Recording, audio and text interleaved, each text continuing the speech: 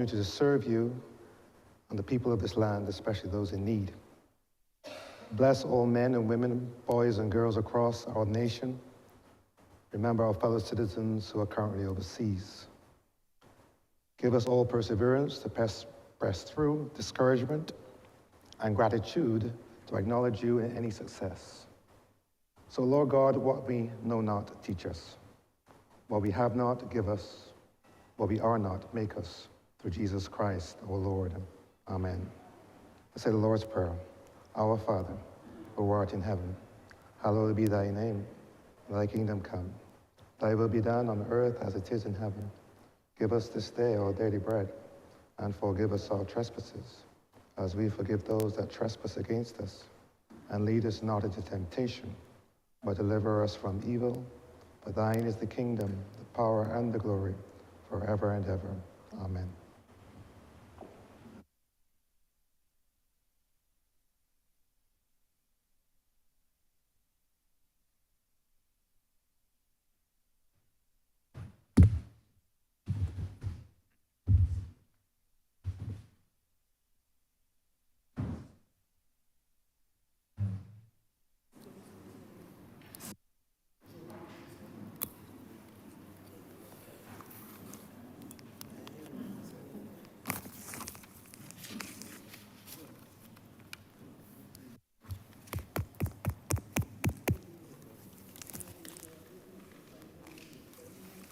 This House is in session. Minutes of the meeting held on Tuesday, 7th May 2024 to be deferred. Honourable Leader, Government Business. Thank you, Mr. Speaker. I beg to move that the aforesaid minutes be deferred. The question is that the aforementioned minutes be deferred. All those honourable members in favour, please say aye. Those against, please say no. We think the ayes have it. The aforementioned minutes are hereby deferred.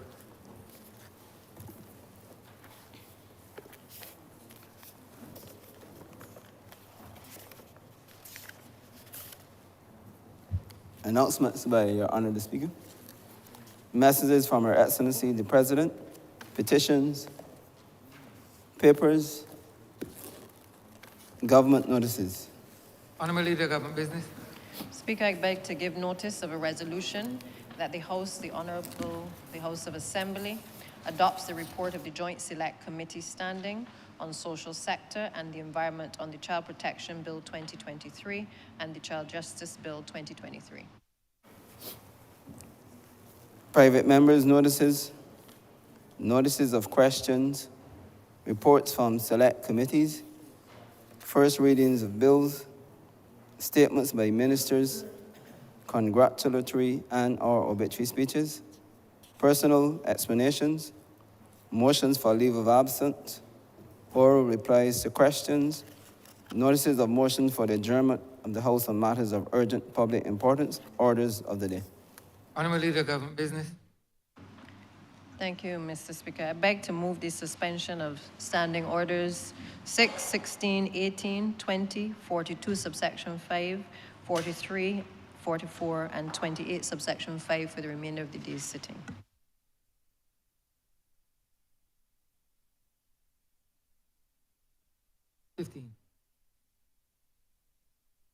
Question is that the aforementioned standing order be suspended for the remainder of the day sitting. All those honourable members in favour, please say aye. Those against, please say no. We think the ayes have it. The aforementioned standing orders are hereby suspended for the remainder of the day sitting.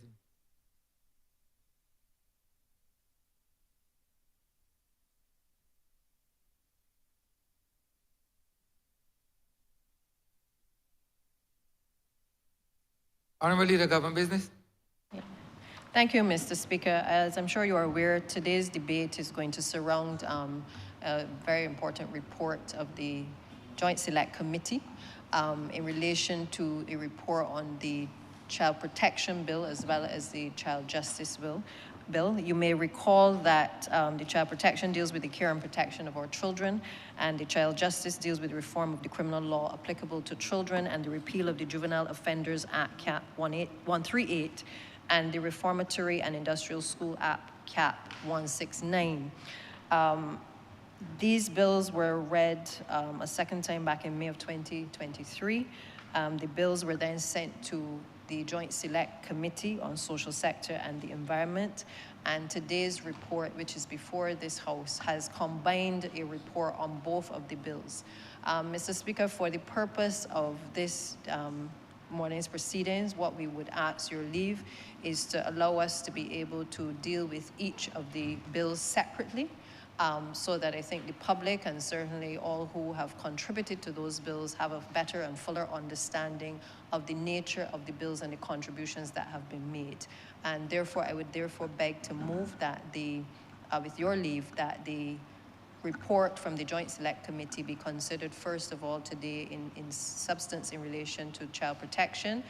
We will come back on Friday to continue debate, and then I believe we will come back next week to be able to consider the component of the child justice bill. Honourable member, if I hear you correct, is that you would therefore wish that the report as it stands be basically segmented and that the debate there will speak to each other.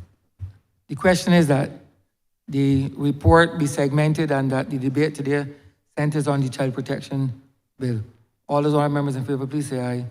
Those against, please say no. We think the ayes have it. Government business, sir. Order number 11, in the name of the Honourable Minister of People Empowerment and Elder Affairs, to move the passing of a resolution to adopt the report of the Joint Select Committee standing on social sector and the environment on the Child Protection and Child Justice Bill 2023. Honourable member for St. Michael South. Thank you very much, Mr. Speaker, sir. Let me begin, sir, by thanking the members of the staff and the team in the Ministry of People Empowerment and Elder Affairs, particularly the staff at the Child Care Board and the membership of the board itself. I also want to thank the staff in my ministry, sir, who would have worked very hard to get us into this position. I also feel obligated, sir, to thank, particularly on this occasion, the members of the Joint Select Committee, sir, for the work, the stellar work that they would have done, sir, to put us in this position. It is my pleasure to again have an opportunity, sir, to lead this debate. This debate, sir, I believe is going to be one of the most important conversations that this country can have, sir. And I do so recognizing that we are, in this moment, facing a very historic opportunity where we have given true meaning and true expression to our democracy by allowing all Barbadians to be allowed to participate in this process, even at this level, by allowing persons to write in, to come and sit in, sir, and give representation on these bills, the Child Protection Bill and the Child Justice Bill. And so I say now, without any sense of hubris, any sense of false pride, that this is a moment, sir, that Barbados should feel very, very proud of. That what occurred in the preparation of this bill, sir, does not occur in every parliament. And it is again a reflection of the way we have chosen to govern by allowing people to weigh into what we think are important matters. I should also say at the outset, sir, as well, that there are a number of social bills and bills on the environment that will perhaps find themselves before select committees, these standing committees, sir, because of the way we've chosen to govern, to allow at different points in the conversation persons to weigh in. I say so because some persons may wish to say that the government has chosen this path as a response to some criticism, not recognizing that this is, in fact, sir, the process, the value system, the structure by which we will choose to govern as we go forward. Sir, today bring this bill as a proud Barbadian, knowing that this bill will strengthen the framework, the legislative framework that we have as it relates to children, sir. I bring it, sir, satisfied that as a social scientist, that this bill, sir, speaks to a number of issues, sir, that we have been trying to address for a number of years, sir. While I taught as a lecturer at the university, these were the issues that we discussed hopeful that one day Barbados would put itself in a position where it has addressed the issues pertaining to child protection in a comprehensive way, sir. I also do it, sir, as a former manager of the Child Care Board. Recognizing that when I joined the board, sir, in 2002 as manager, immediately after you, sir, served as manager of administration and a distinguished social worker at the Child Care Board, sir, you took your former job. You would appreciate, sir, that these issues are issues, sir, that we were grappling with for decades. I bring this bill, sir, as a person who, in the Ministry of Social Transformation, as it then was a director of social policy. I also, as director of constituency empowerment under the Ministry of Social Care, as it then was under the former government, sir. These issues found themselves before constituency councils too. I do so, sir, lastly, having served at Global Affairs Canada with responsibility for the region, recognizing that the issues of children, sir, are not only located in Barbados, these very serious issues that we need to fix, but that they're located in other places, sir. And I say to you, sir, that in the OECS, including St. Lucia, Dominica, Grenada, and St. Vincent, and outside the OECS, in Jamaica and in Trinidad, these countries, sir, have sought to put in place stronger mechanisms, stronger legislation to be able to address issues pertaining to children. Barbados, as you know, sir, has been at the vanguard of the movement, sir, in a number of areas, but regrettably, as it relates to a lot of issues in the social services sector and the wider social sector, we have not kept pace. This bill, sir, is an improvement, sir, on the model given to us by the OECS, but it's also, sir, an improvement in the large overall framework that now drives social protection, sir. I say without any fear or contradiction whatsoever that this bill, sir, will be in a better position to allow us to serve children, a better position to allow us to serve families, sir, and it will give more rights to parents than any other bill that speaks to child protection in this country as it currently stands. And I know, so, sir, that some, I recently, sir, I spoke in relation to some issues that we are seeing affecting men. And I want to say, sir, that as I look across this country, unless you are absolutely a blind man, you will see young men now walking their children to school.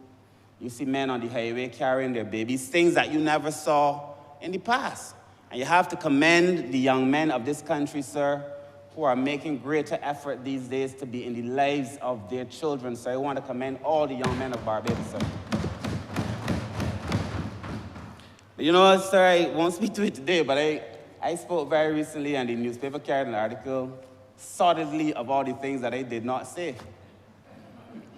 An article on which I spoke to the history of Barbados, sir, and how the traditional relations of men visiting households, sir, how that has plagued us in relation to older men, sir. And I've seen the newspaper carry a story about, I say, men jumping from bed to bed. I never said it, and all these other things, sir. So I want to be very clear that I'm only saying today that I want to praise the young men of this country so that nobody can get it wrong in relation to how they're going about dealing with their children, sir. But I support this bill not only, sir, as a man, I support this bill as a father. I have 2 lovely young daughters, sir, and I would say 3, I helped raise a third. 3 lovely young daughters, sir, that I would want to believe that in a country where someone were to see it fit to attempt to take advantage of these young ladies, sir, mine or anybody else's, that we have a legal architecture, sir, that protects the children of this country, sir, and this bill would allow us to do just that.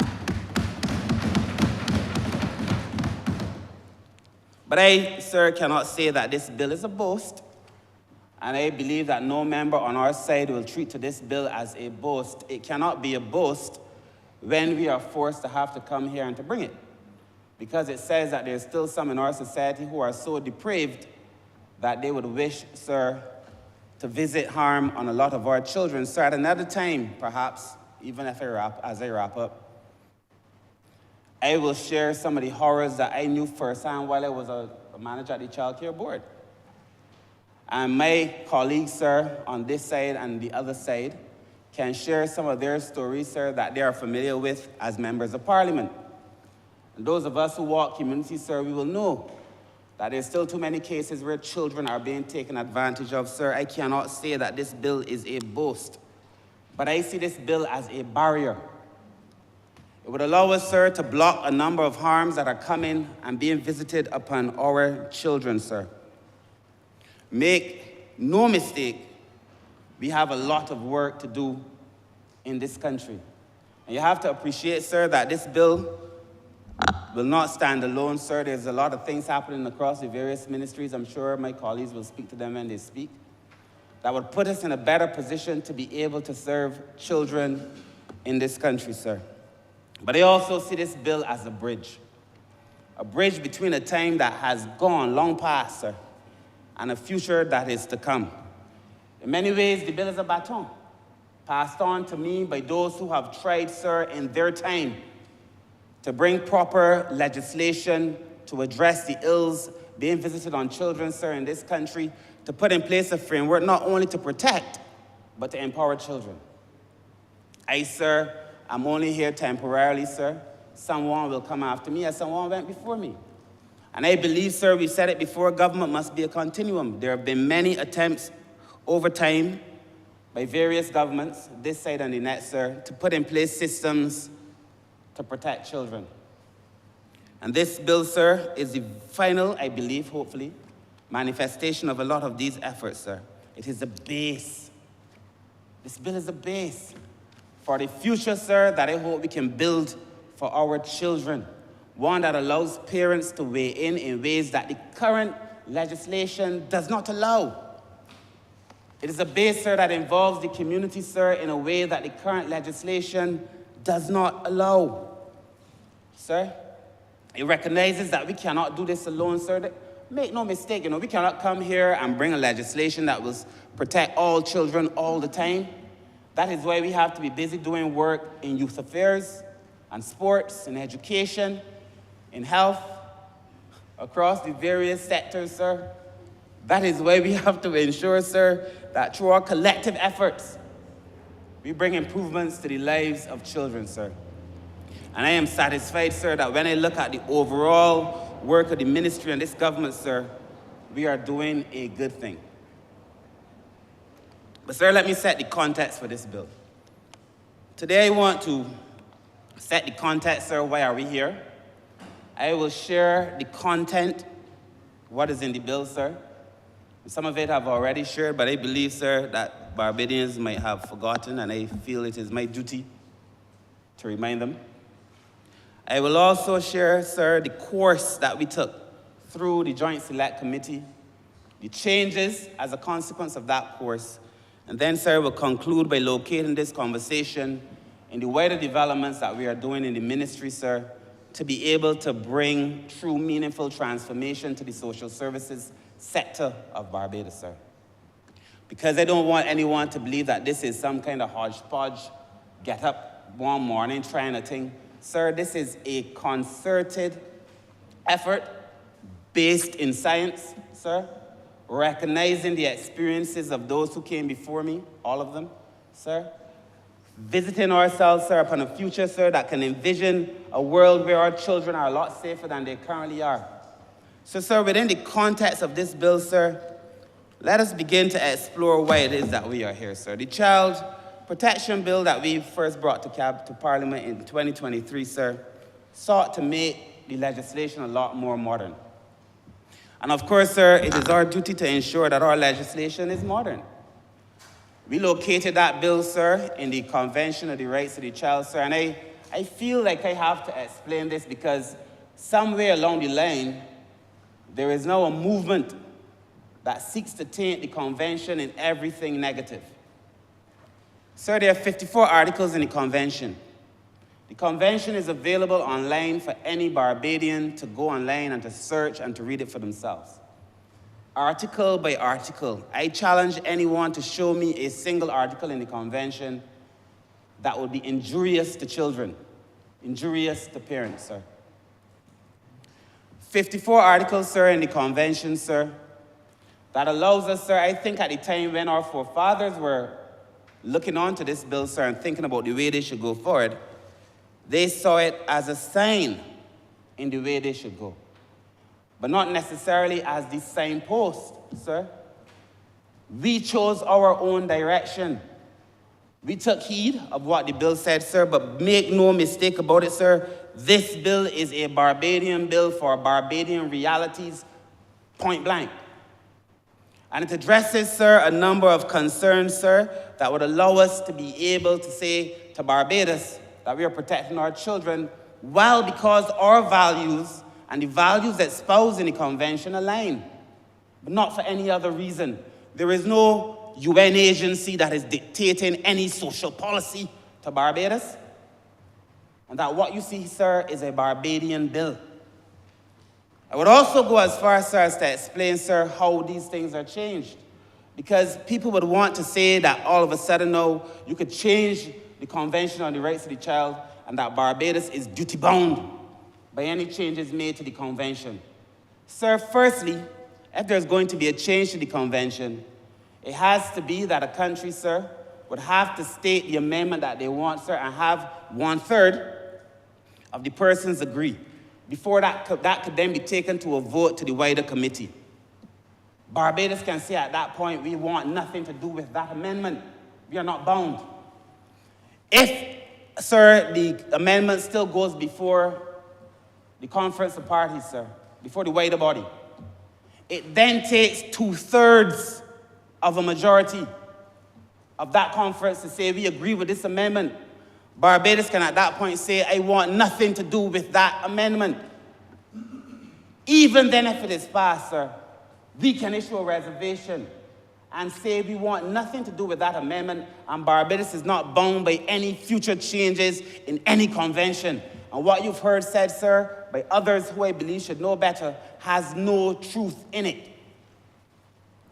The government of Barbados, sir, is not tying its hands to any evil, seen or unseen. But we are satisfied, as was our forefathers in the late 80s and the early 90s, that there is no harm in the current Convention on the Rights of the Child, sir. And I encourage Barbadians to take a read of the convention, sir. We spent a lot of time, sir, in 2007. We did some work, 2013. I know there was a review of the Child Care Board in 2014, the reviews of the laws relating to children, sir, both administrations. At different points, making efforts, sir, to change the legislation. There was the white paper on laws related to children, women, and their families in 2015. The submission to the Cabinet Committee on Social Policy, the Cabinet Subcommittee on Social Policy, sir, in 2017, in relation to the laws related to children, women, and families, sir. This effort, sir, is not an effort located only in this Barbados Labour Party government. This is a conversation that has been going on now for decades. And this government has seen it fit, sir, because we signed and ratified the convention in 1990, to do what we said we were going to do when we ratified the convention. But because the realities of Barbados demand, that our values demand, that our beliefs demand, that we do so, sir, to put ourselves in a better position to serve the children of this country. In 2021, sir, when the Cabinet determined that it wanted to have modern child protection legislation, sir, we did so not on a folly. If you consider all that I have just said, we did not just, sir, get up like wild people and decide that we're going to do this. This is as a result of serious thought. And the experience, sir, of governments before us, sir, this government and those who I believe will come, sir. But I want to say to the Parliament this morning, sir, that we were duty-bound so to do. Sir, let me explain. There are current challenges in the existing legislation. There are deficits, sir, that are very clear to me, sir, that will be clear to you. Well, they're clear to you already, but they will become clear to all of Barbados, sir. The legislation that governs this country, as it relates to children is extremely old. Sir, the Child Care Board Act, Cap 381, is 1983. There was some work done, sir, on the Supreme Court of Judicature, which also governs this bill, not directly on children, but it's 2008, sir.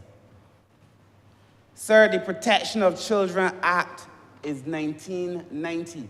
That bill is repealed. That spoke primarily to issues with the cell phones and so on. But sir, the Young Persons Protection Act is 1918. 1918. 1918. When this was the legislation of the land, sir, there's nobody, I believe, maybe one, in this country who is alive now, that was alive when we were discussing this legislation. Sir, the Young Persons Protection Act is 1918. Are we to be governed by legislation that is 100 years old, that does not envision the realities of a modern Barbados, sir? But sir, the Prevention of Cruelty to Children Act, sir, you heard the name? The Prevention of Cruelty to Children Act, sir, is 1904, sir. It is a 1904 piece of legislation. That means in 1895, men were gathered around, men, no women, were gathered around a table trying to make legislation that we know 120 years would wish to say governs Barbados. Sir, in 1895, I would also submit to this parliament, sir, that people who look like you or me, I guarantee we're not seated around that table. Governing, sir, for a time suited for them. We need now to make legislation, sir, that is suitable for us, sir. The legislation that deals with children in this country is way too old. This bill corrects that, sir. I must also say to you, sir, as we look at the legislation, sir, there's a patchwork of legislation.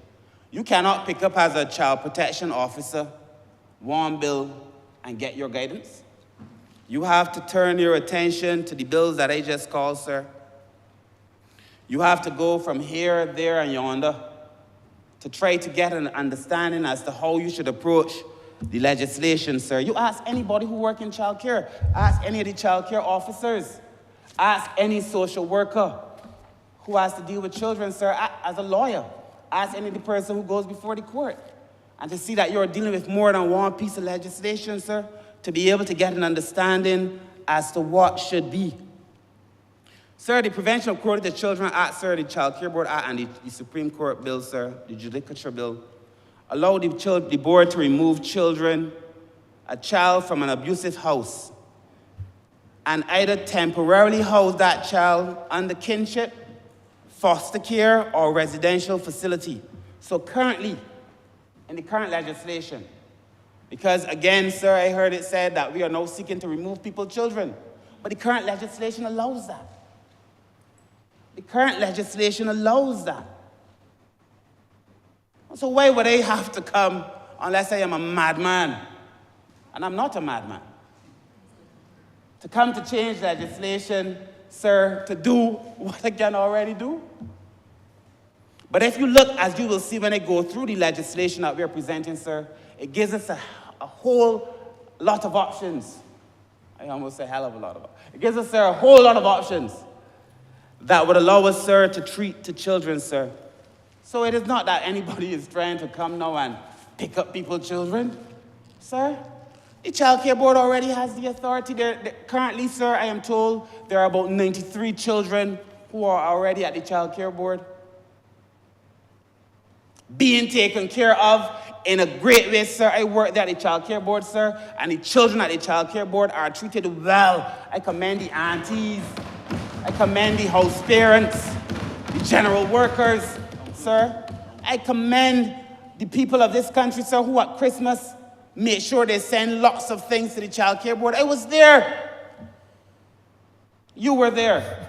And we know, sir, that the children in the Child Care Board are treated well, sir. I am not saying that all is perfect, but I know for the most part, the children in care are treated well, sir. But, sir, this lack of legislation, this lack of one piece of legislation is a problem. And what we are proposing to do, sir, allows us to address that problem, sir. One cohesive piece of legislation, sir, that will take this country forward. Sir, as you also know, sir, that there has to be now in most modern pieces of legislation guiding principles. What is guiding the legislation, sir? And we believe, sir, that the scattered and outdated nature of the current legislation does not offer that. What are the principles, sir, that allow us, sir, to move forward? And do these principles align with our values, sir? And I will go through some of them, sir. And you can judge, the public can judge for themselves if the guiding principles that we speak of are not aligned with their values. And if this government, sir, is pulling some move, as the young people say, a sleight of hand, sir, a trick. Sir, the first one, sir, speaks to the narrow grounds for intervention currently, sir, in the existing legislation, sir. This is so very, very important, sir. I want to say this very clearly and slowly. The Prevention of Cruelty to Children Act, sir, only contemplates intervention where a parent or a guardian has committed a criminal offense. Very narrow. The Child Care Board Act, on the other hand, permits intervention only where the Child Care Board has the agreement of the parent for action. You know, there are many times where you're not going to get that agreement.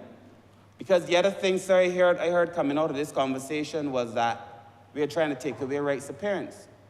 We want the parents to sign on to everything before the Child Care Board can act, sir. You know, and I know, and most people know, the average Barbadian knows, sir, that oftentimes where a child is being abused, it is a parent, it is a step-parent, a stepfather, a stepmother, a guardian, somebody that the parent knows, sir. The reality is, sir, that the uneven distribution of powers and resources in a household often result in mothers sometimes keeping quiet so as to be able to get through the economic realities of their own under circumstances, sir. But sometimes they know. So this idea that we are seeking to keep parents out of the affairs of their children is a nonsense. Because this bill, sir, has in it, sir, the most efforts to incorporate the opinions of the parents than any other legislation that I have seen, sir.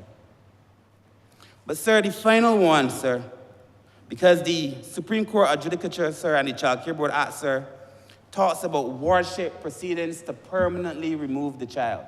So either the parent is a criminal, either you had the agreement, or you're permanently removing the child, sir. These are very narrow grounds for intervention. I dare any Barbadian to tell me that these grounds, sir, do not require expansion. For us to have a much more wholesome conversation about child protection, sir, this is too restrictive. Sir, we also sought, because, you know, sir, we are people of practical enterprise. The role of the board and the role of the director of the board in the current legislation is unclear. You might see the board, you don't know if they mean the board of management or the board itself. We sought to separate that, sir. And that is important, sir, because people have to go to work every day, sir, certain about what they can and cannot do. In fact, in every conversation with the union, sir, you would hear, sir, the union, especially now as we seek to amalgamate. What is the separation between the board and what is the separation between the management? We attempt to do that. Make the responsibilities for the director clear. So nobody can say a minister is giving direction, sir. The bill says you can only give on policy. Make it very clear so that the professionals in the organization, sir, in the Child Protection Authority would have the freedom to do what it is that they have the training, the competency, and the qualifications so to do, sir. Sir, there was also a lack of clear guidance on the procedures to be followed when the initial to final stages of a child protection matter is occurring, sir. We settled that in this bill. We said, sir, that children deserve legal representation. Some have said that that is a step too far, that a child should not be allowed legal representation, sir. But we can say that a child has the cognitive capacity, sir, to commit a crime at 12. But they don't have the capacity to inform their own lawyer, at least to give an opinion, sir, to be heard, sir. And I don't think any modern lawyer is going to argue against it, really, that the children, sir, have a right to legal representation. And there were conversations held with various international agencies, sir, that sought to put Barbados in a position, sir, where we corrected this, so that children could be heard, sir. Again, sir, at every point in this legislation, sir, we have sought to give meaningful expression to the concept of participatory democracy. Allow the children to have a say, sir. And you know, sir, as a social worker, there are ways. You've seen it on TV sometimes, those who are not in the field, people playing with dolls, did the person touch you? There are ways, sir, that social workers are able to get information from children. There are ways, sir, that lawyers might be able to get information from children, sir.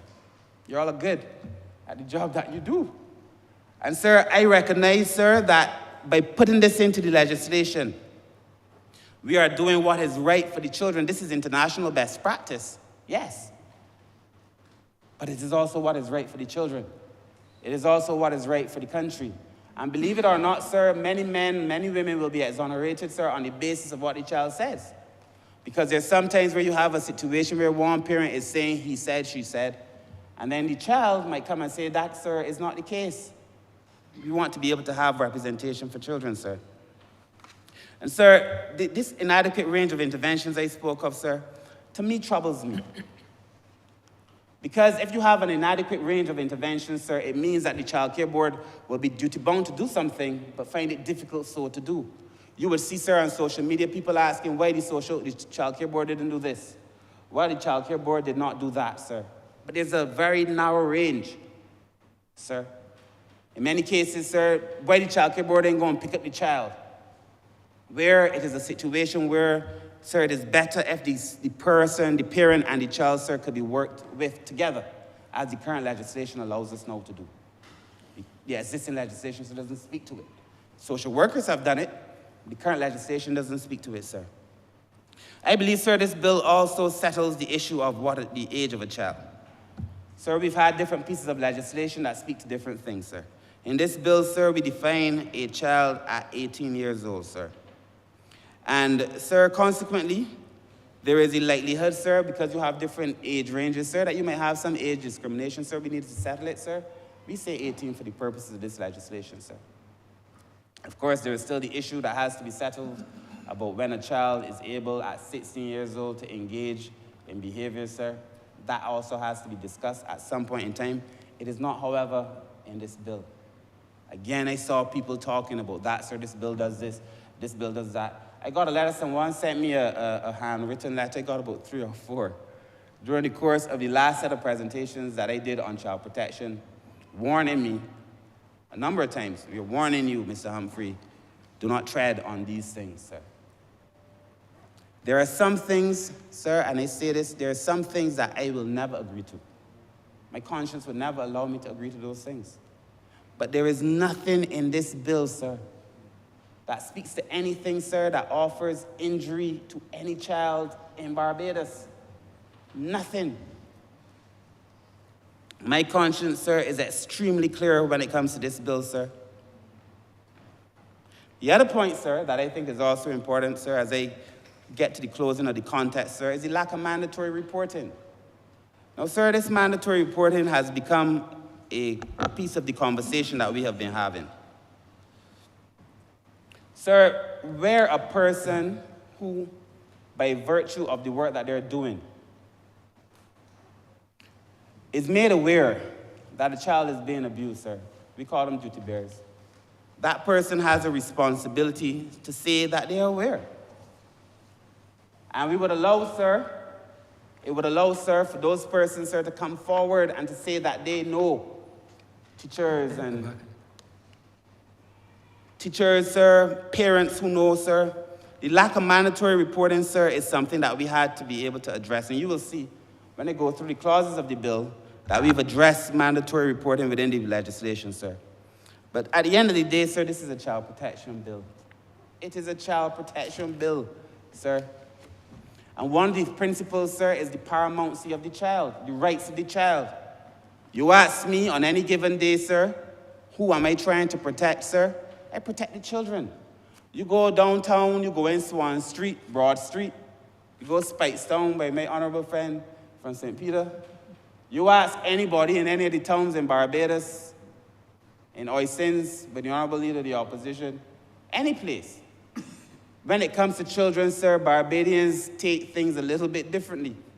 You could do what you want, say what you want, but when it comes to children, Barbadians take things very differently. And people have said that the government is attempting to do all kinds of things, sir. I've never heard this government say anything that could cause injury. I've never heard the government even associate itself with any of these movements, sir, in relation to what is happening with gender across the world. Adults, we've said it, adults can do what they want. If you're an adult, you can do what you want. But no child in Barbados is allowed to do those things, sir. And that is the policy of this government, sir. But the Child Protection Bill, sir, helps us to overcome a number of these issues. So what are the key principles, sir? The best interest of the child is paramount. The best interest of the child is paramount. Now, I had to explain what is best interest. How does the government determine what is the best interest of the child? Not that best interest isn't a concept that has been around for a long time. Not that best interest isn't also mentioned in the existing legislation. Exactly, it's self-explanatory. It is in the existing legislation. And all of a sudden, what do you mean by best interest? But you weren't asking of the other pieces of legislation?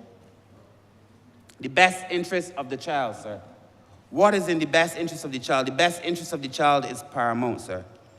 And, sir, this bill says that as it's embodied, sir, in the CRC, and I've already said there's no harm in that convention, sir, we believe that the best interest of the child should take interest over the interest of the adult. Because we have a responsibility as the state to protect children. So the best interest of the child is paramount, sir. The other point, sir, is that the least restrictive or intrusive intervention is to be utilized. The least restrictive or intrusive intervention. As I told you before, sir, the current legislation only allows intervention in very limited terms. So what we are saying is, if you have a situation, before you can engage in removing a child from a household or any of those things, you have to make sure that you go to the other opportunities that are available to you. Use the other tools that are within your resource set before you can even think of removing a child from a household. The bill recognizes that the family is the primary unit. And I have heard, sir, some people say that this bill attempts to destroy the family. You know, there are more references to family in this bill. Building the family, keeping the family together. Those things, sir, than you will see in any other legislation. In fact, I don't think the word family is mentioned once in the other pieces of legislation, sir. And I do not know how it has now become cool and in vogue for people to say that the government is trying to destroy families, when this bill does everything first and foremost to keep families together. Everything. From the beginning to the end, sir. Sir, it is also very important, sir, that as we utilize the least intrusive intervention, as I mentioned in section 4, sir, that we work all through the process with the family, talking to the parents where possible, making sure that the community is brought on board, that there's a community of support for the children. So I went through this bill so many times. So many times, with the board, with the permanent secretary, with the staff, with the CPC, sir. And as you will see, sir, when we go to the discussions that we had at the Joint Select Committee, there were very few issues that were raised that were based on the substance of the bill, sir.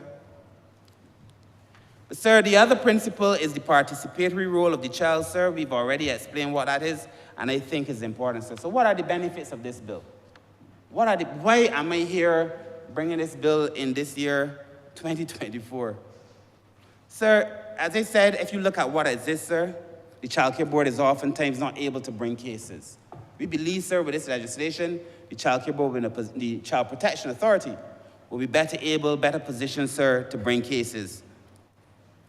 Sir, the draft bill offers necessary guidance on the appropriate steps. So I want to read this out, sir. Additional procedural requirements such as the development and production to the court of social inquiry reports, as well as comprehensive care and permanency plans, sir, that would allow us, sir, to be able to better service the children are now captured in this legislation. You have to tell the court, sir, your permanency plans. You have to give a social inquiry report. Sir, the bill goes on further to say where you are investigating somebody, in the cases where it does not harm the child, you are duty-bound to inform the parent of the outcomes of that report, sir. You are now going to be required to discuss it with the parents if it is that wouldn't cause harm to the children, because as I said, there are obvious cases where that could cause harm to the child. But the bill contemplates that kind of intervention. So that you are saying for the first time, the most consultation and conversation with parents, with children, with the community, sir, as we build out this bill, sir. It's a child rights-based approach. And why is that important, sir? Because children's rights are important. I believe, sir, that many people, sir, who found some offense, probably, sir, were not aware that this bill is located in a child rights-based approach. And, sir, it is important that we continue to tell Barbadians that at the end of the day, the rights of the child are important. You know, when we were young, the way we were raised, sir, the times have changed, you know. When we were raised and you had a conversation with your mother or your father, and you looked at them funny, you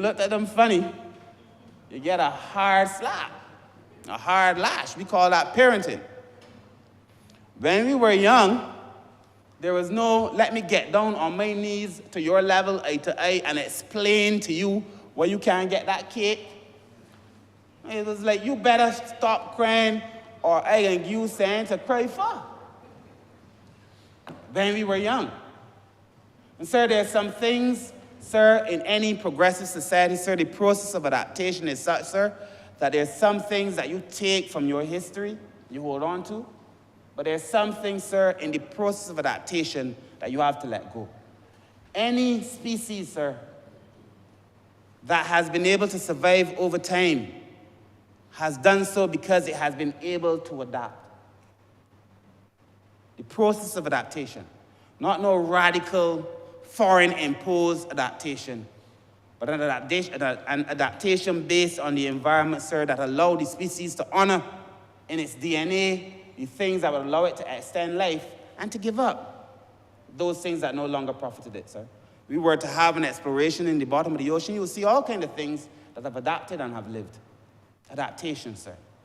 We teach in parenting, sir, that you don't have to be the child for everything. As a young man, one day, sir, walking just outside this parliament, never thinking I'd have the opportunity to be in it, talking about this thing, I saw a lady just outside this parliament where the new wonderful monument to the family is. A monument to the family is, sir. And there was a woman walking, a young child. I can't remember if it was a boy or a girl. I think it was a young boy, though. And she was hustling. She was obviously late, and the child couldn't keep up. And that lady came back, and the slap that she gave that child in its back, as hard as she possibly could muster in her anger. You want me to be late? Was her question. To this child who, on any given day, could not keep up, sir. There are some things that we have to give up, sir. And I cannot tell Barbadians, sir, I would be a liar to them and to myself if I said to Barbadians that all that we did in the past that we considered to be good raising the children was good. Many of us, sir, don't know it, but many children in Barbados were beaten till they were bruised. That's abuse. Many of us. There are new tools that we understand, sir, to be utilized in raising children. This bill does not say corporal punishment is banned. But we obviously say, sir, we encourage parents, sir, to utilize a little mercy. Talk to the child. Just as this bill goes through a number of things before we go to those more intrusive interventions, work with your child. Teachers over time, sir, have learned new tools, new skills, sir. The teachers that I remember, the ones that you remember, the ones that most remember, the ones that I'm sure the chairman of the child care board is remembered as a teacher, sir. The ones that remember us don't remember the way they beat, well, they may. The ones that beat us to a pulp, they may remember them in anger. But the ones they remember softly and tenderly with love are the ones, sir, that got down to their level. Try to explain certain things to them, sir, and to work with the children. We have to work with our children, sir. Hurting people will hurt people.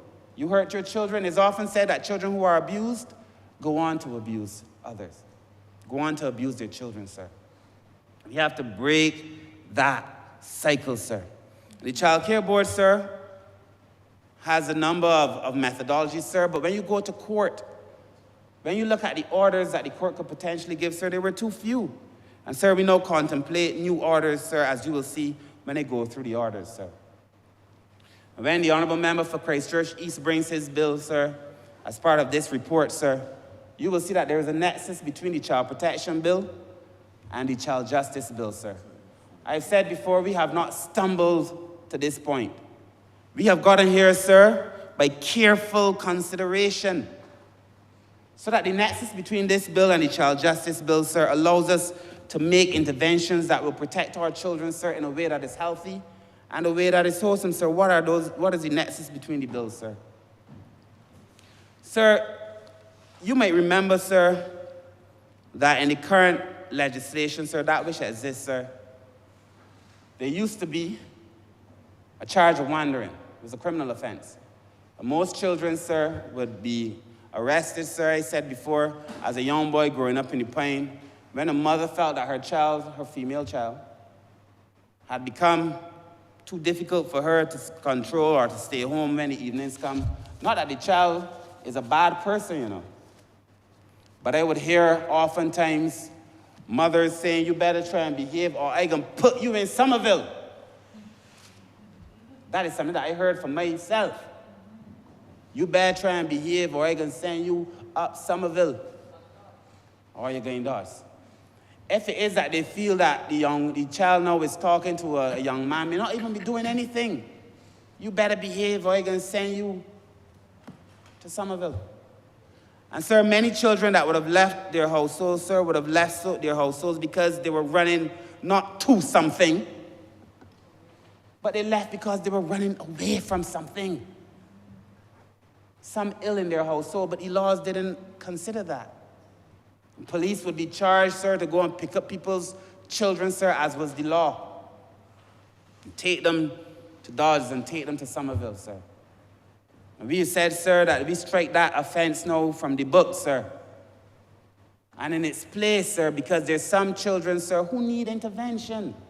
And the bill contemplates a secure treatment facility, sir, in some cases, sir, where those children who probably would have fallen under the old offense of wandering, sir, would now be treated too, sir, as people who need children, who need care and attention, sir. The Child Care Board, during the course of this year's estimates, at the end of the exercise, the government allocated a significant sum of resources to begin the process of renovations or the purchase of a building or something, sir, to create that facility. I have told the board, the permanent secretary, they know, that we have to begin, sir, the work on that facility to allow us, sir, to protect children, sir, a secure treatment facility. It's not a criminal place. You don't go there as a criminal. You go there as a young person who is in need of help. And in that facility, sir, the government of Barbados, because, you know, sir, I want people to understand what this government is doing for children, even within the context of this bill. The Minister of Education will speak about the number of things I know she's doing. The Minister of Youth, the Minister of Labor, the Minister of Innovation. I mean, when I look across the ministry, sir, there's so much things happening for children, sir. But this bill, when you go to that secure treatment facility, I remember a conversation I had with the chair and then with the deputy chair in relation to the resources that were needed at the Child Care Board. Because a number of the children now need additional support. And I'm pleased to say, sir, that this government, sir, has given the Child Care Board the resources to hire the persons that they need to treat to the children as people, as human beings, sir. A lot of people are talking, but they didn't do it. We give them the facility, we give them the staff to begin the process, sir. I suspect as we build out, the Child Care Board is likely to need more staff in relation to those specialized skills. The government is committed, sir, to dealing with this situation holistically. But nobody else did it. Saying that to say, sir, that when you hear the criticisms, you would ask yourself, but what did you do? Nobody else did it, sir. And it is a necessary intervention, sir. So we dealt with those children, sir, in a way, sir, that allows them now to be able to function, sir. So that those children who would have been under those refractory status offenses, sir, are dealt with by the board. And children, sir, who might create an offense, sir, under 12, who previously, sir, the law didn't speak to them really. Now, sir, they have a place where they could go, sir, they commit an offense that might have been considered a criminal offense, if it could have been. They come to the board, sir, the child protection facility, sir, the secure treatment facility, and they get the necessary attention that they need, sir. I'm sure the Honourable Minister with responsibility for child justice, sir, the MP for Christchurch East, when he speaks, will go through that in a lot more detail, sir. But there was a need for that facility, sir. And we have created that facility, sir, in this bill. I know that that will make a lot of difference to the children. So whenever I go to Child Care Board and I visit some of those children, sir, and people talk, sir, I feel Barbadians have to come to face with the harsh reality. There are a number of children in Child Care Board who cannot tell you when last they had a visitor. Ask the members of the board. Some parents never visit, or they visit once or twice in a year when the social workers call them and ask them a question. The people are saying, sir, that we want to get the children in this new bill, take them away from their parents, let the parents do nothing with them so we can do all kinds of nonsense to children. I wouldn't have to change the bill. The children, many of the children who are currently at the Child Care Board are there, sir, without any visits whatsoever from a parent, a guardian, a family member, anybody. The love and support that they know, sir, comes from the members of the board. You telling me that we now have to be put in place a bill to take away children and to take away parents' rights, sir? This is a child care and protection bill. Most of the parents who come into contact with this bill, sir, come into contact with this bill because the children are in need of care and protection. The average Barbadian will never come into contact with this bill. And those who do, sir, do so because it has been deemed appropriate that the children are in need of care and protection. And, sir, when they come into the Child Care Board, they get the necessary assistance, sir, but children need other things. And I encourage, even now, the parents to visit their children who are now resident at the Child Care Board facilities at the FARS, I think it's called Marina Brewster now? The Marina Brewster home at FARS and the Nightingale complex, sir. I think there are about 93 children currently in care. But those children, sir, are also in need of some love, sir. And I've heard, sir, in the conversation, sir, that was being bandied about, sir, that the Child Care Board now wants to take children and perform all kind of random operations on the children. I've seen, sir, a video where somebody was professing to suggest, sir, that we want to perform gender transitioning operations on children. Sir, that's a nonsense. That could never happen, would never happen. It is not in the bill, sir. But it was being bandied about. Because in the definition, sir, where we spoke to children might need to, once the doctor says so, the children might need medical attention, sir. I spoke, sir, lastly spoke to this bill of a child in my constituency, 6 years old, who lives in my constituency. Her mother subsequently had a nervous breakdown because the father saw her body as a sex thing. Chose to have sex with a 6-year-old child. That child carries a scar, I'm telling you, sir, that would break your heart were you to see it, sir. There were cases, sir. The Honourable Senator recently, sir, permit me to say Reverend Morris, sir, recently reminded me when he served on the Child Care Board, sir, we had cases, you would know, we had cases of children, sir, in the board. Those who were at the Child Care Board for a long time. The current chairman was on the board at the time, actually. Who would tell you, sir, that we had a case, sir, of a child who constantly was throwing up. I want to thank Reverend Morris for reminding me, sir. They felt something was wrong with the child. And when they did their examination, sir, there was a person who was using his own body, sir, sugaring himself putting sugar and sweetener on himself, allowing the child then to suck on himself, sir. And what we saw being thrown up at the end of the day, sir, was... So there are horrible things happening to children in Barbados, sir. This is not a plaything. And when I watch people march, sir, up and down, it's their right. I have no issue with it. But I want to locate them into the reality of what is happening to some children in Barbados. And at every effort, nonetheless, we have put in place systems, sir, to make sure that we still want to work with the parents. If we can. If we can.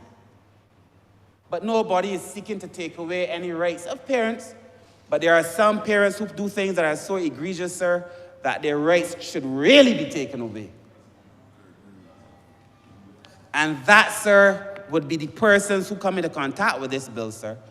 And having gone through the various levels of intervention, either one by one, or having examined them, determined, sir, that this is what it has to be, sir. And these things are then done by the court. You still have to go to court. Even where the Child Care Board does an emergency removal, sir, they still have to, within, I think, 24 hours. Within 24 hours, they still have to appeal to the court to get the permission of the court. So nobody is saying that we will come, sir, and like a fly-by-night, random, pick up people's children. It's a nonsense. The court still has to approve. In the cases, sir, where it is not a case where it is an emergency like that, sir, they go to the court. They get the order to be able, sir, to intervene. And I've said, sir, there are a number of interventions, sir, that the bill allows, sir, and I will go through some of them, sir, that the bill allows before you even get to that point. So, sir, what is the content of this legislation? I've examined the context, sir. This is the content. Sir, the bill in the interpretation section, sir, improved on the definitions that were previously available. You'll see a whole lot of definitions, sir, that allows us now greater clarity, greater certainty, sir. We expanded the definition of child abuse to include other things, sir, that the bill in 1904 and 1918 could not possibly contemplate. The bill in 1990, the times are changing so fast, that the bill in 1990, though relevant for its time, talked about things on the phones and stuff, sir. Back then, what cell phone could do in 1990, nobody carries around a 1990 phone. What the internet was capable of in 1990, it is archaic compared to what the internet is capable of now in 2024. So the bill looks at these things, sir. We offer greater definition, sir. In the purpose of the bill, sir, we were very clear, sir, about the bill not only supports and delineates the act, sir, but it articulates a wide range of matters, sir, that a court shall take into account while upholding the principles of the best interest of the child. In section 3, sir. I mean, it's there for all to see, sir. I went over this bill again last night, sir, because sometimes, sir, it is good to take a pause, you know, as we did when we sent this bill in the wisdom of the government to select committee. Take a pause. Read the bill again. I encourage Barbadians to read the bill. And ask those who are encouraging you, sir, to take some offense against the bill, where in this bill do you see that thing that you were saying? You're not going to see it, sir, in the bill. You ask those people, sir, who are saying that you should do this and you should do that, sir, because the bill says, where is it in the bill? I went through it again, sir, thoroughly, as I had on numerous occasions, sir. Section 4, sir, articulates the principles. We went through some of those principles before, sir. Sir, section 5, a child in need of care and protection. A child in need of care and protection. Now, the bill says, sir, that these things affect a child who is in need of care and protection. It's not every Barbadian child. So this idea that a child who is at home in a household with his father alone or mother alone or a guardian alone, sir, that any and every child, sir, is now the subject of this bill is a nonsense. The bill says a child in need of care and protection, and at section 5.1, a child in need of care and protection, a child is in need of care and protection where the child does not have a parent who is fit to exercise care or guardianship, has suffered harm caused by neglect of a child, the failure of a parent, is a victim of abuse or exploitation, sir. The bill goes on. It's very clearly laid out, sir, when a child is in need of care and protection in this bill, sir. So it is not every child. And, you know, I saw a video again, too, talking about, you know, I'm laughing now. You know, this would be comic if it weren't so tragic. If the consequences for Barbadians weren't so severe. A video that was put out, sir, by a group suggesting that, you know, when we adopt this bill, it didn't say when we adopt this bill, it is going to happen, it may happen. It may happen that your child will go to school tomorrow and they will teach your child all these other things, sir, about this and that, none of which is in this bill. This is now these people are hallucinating. These are now things, sir, in their minds. None of that is in the bill. But they're using the child protection bill, sir, as a vessel to speak all kind of negativity over Barbadian children, sir. I reject that in the name of Jesus. They're using the bill, sir, to speak all kind of negativity. This is going to happen and that is going to happen, sir. Not because of this bill, sir. I submit to you, sir, that if we follow what is in the bill, sir, as it relates even to a child in need of care and protection, we put the average Barbadian child in a much better position. Read Section 5. I encourage Barbadians, sir, to read Section 5 of the bill, sir. Sir, at Section 7, we speak of the participatory role of the child. And I have already said, sir, that I think it's important, sir, that children have a say, sir, in the things that affect their lives, sir, the decision-making processes that affect their lives, sir.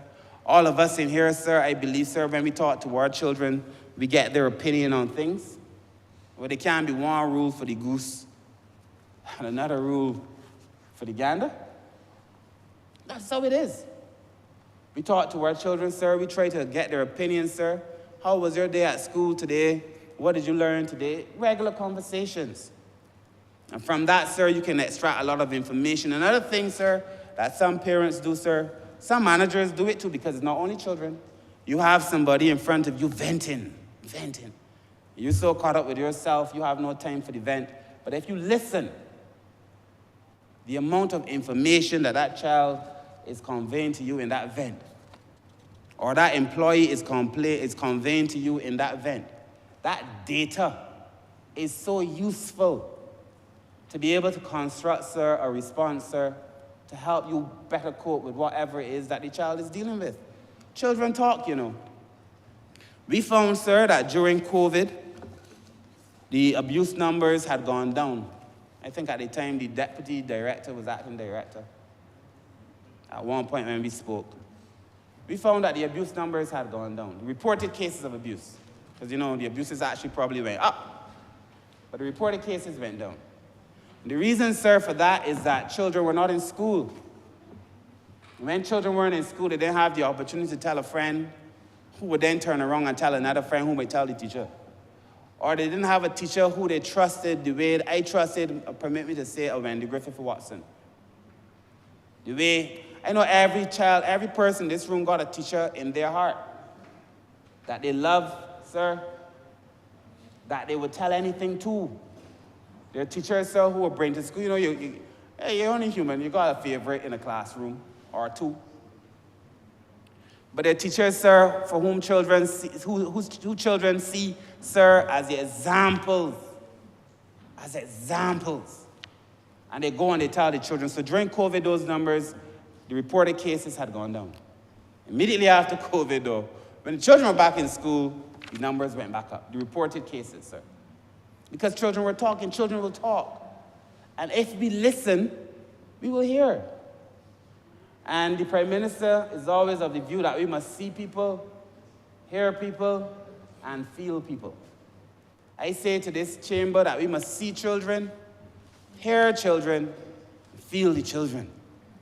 And that this bill, sir, only seeks to do just that, sir. This is not some major intrusion into the lives of the average Barbadian who is sitting at home Nobody. I want to let Barbados know nobody, because of this bill, is going to show up at your house and drag your children out your house. That's not the intention of this bill. It is not written into this bill. But yet it is a narrative that has gone out there, sir, for whatever reason, sir. And I am seeking to correct the narrative. I determined, sir, when I was doing this presentation, that I would stay far away from politics.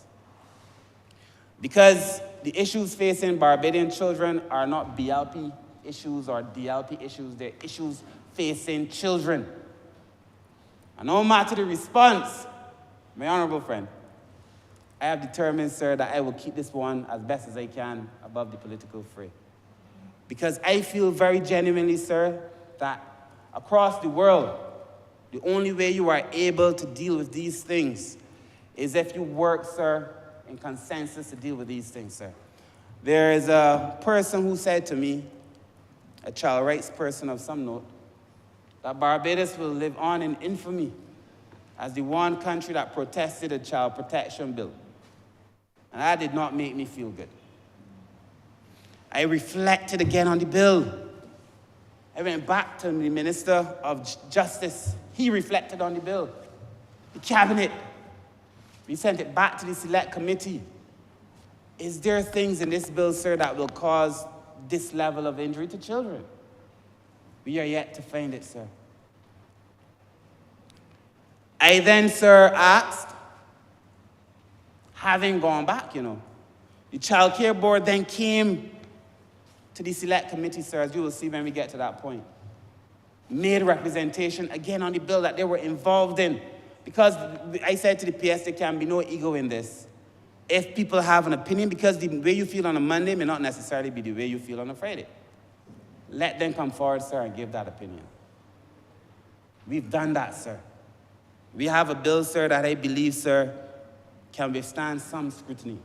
Mandatory reporting between sections 24 to 27, sir. I spoke already of those duty bearers, sir. And what it is that we are trying to achieve, sir. Nobody is trying to force anybody to do anything, but you have a responsibility. If you take your phone to a person to be repaired, the person who's repairing your phone sees in the process of going through your phone, because they see what's on your phone, photos of you with a child or photos of somebody with a child, then that person should tell the authorities, because you have to protect the child. If, for example, sir, you have a situation, sir, and we went to BAMP, you have a situation, sir, where a doctor sees a child that he believes is abused, sir, many doctors want to tell in any event. Sir, we put it in the bill, sir. The whole intention of this bill, sir, is so those who know, who have a duty to report, sir, should report. When a day was in my constituency one morning, and then later on in the Pine by the Honourable Member for St. Michael's Southeast, and some young men came to me and they asked me, so now you have to report. If I know somebody troubling a child, you can come and lock me up. No, it's not the average Barbadian. You don't even have to come and report it. You're not a duty bearer. The law does not say you have to do it, but you absolutely should do it. I encourage you to do it. The country requires that you do it. The future of this country, sir, is in the hands of all of us, sir, to be able to protect our children. But you are not forced to do it, but we would want you to do it, if you know. And then what happens, sir, in a case of child abuse, you hear people say, he the trouble ain't she for a long time. I know he the trouble ain't she long.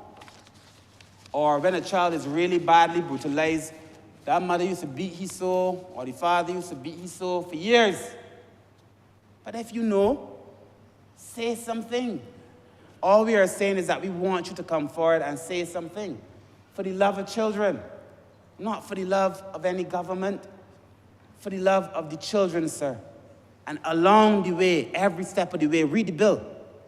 Every step of the way, we're encouraging the work with parents. Work with parents, sir, to be able to make sure that as these things are happening, sir, parents are involved in almost every aspect of this conversation, sir. Sir, in section 22, the Act delineates, as I said before, where a director may intervene, sir. In section 23, it outlines the considerations necessary where a parent or a guardian has sought the assistance of the authority. It's giving the board work. The child care board can't be silent to parents. You have to go now and deal with the parents. Section 28 mandates the director to conduct an investigation and assessment where there has been a report made or request for assistance and delineates the wide range of powers and resources on behalf of the authority. Sir, if you read section 28(7), sir, because, you know, I was reading this bill, sir, when I was watching at the first time, and I suspect it may happen again, but when we first brought this bill, there was all these reports, sir, that, you know, the government is trying to do this and the government is trying to do that. Things that are not in the current legislation. In the current legislation, the Child Care Board is not required to do half of the things that the Child Protection is mandated to do under this bill. Subject to subsection 9, the director shall provide a report of the results of an investigation. So this is the bill directly. To the parent, you hear what I tell you? To the parent of the child or any person who is the subject of the investigation. The director ain't gonna do that now. And the child, where he is no less than 12 years old and is capable of understanding the circumstances of the investigation. So you have to talk to the parent and you have to talk to the child. So every step along the way, sir, we are protecting the parents and we are protecting the children, sir. Even in the case of emergency removals at section 31, take a read. And I'm calling this section so that when the public downloads the bill, sir, they can see the bill for themselves. And you know the other thing, sir, that I feel obligated to say now, even at this point, you know, I saw comments that the government somehow is trying to hide the new bill. That we made changes to the bill in the dead of night. We made these changes in the dead of night. Having made the changes, we then sought to hide the bill. I heard this up to about 2 weeks ago. Members of the other side on social media, in the newspaper. Where is the bill? We need to see the bill. The government came to Parliament on February 27th and laid the bill. The bill was on Parliament's website. The report was on Parliament's website for months. I am not in the business of doing the work for anybody. The bill was there. We did the examination live streamed for everybody to see. The bill was laid on February 27th. Today is May 14th. Where is the bill? The bill is on Parliament's website. It has been there for 2 months. People are asking, where is the bill?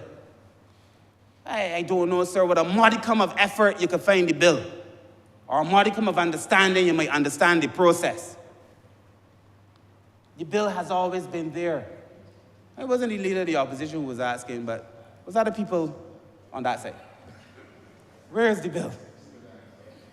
But the bill was there. He needs to speak to his president. But the bill was there, sir. The bill has been there since February. We laid the bill. And so this idea that we somehow snuck into Parliament, hid a bill, nobody is to comment on it.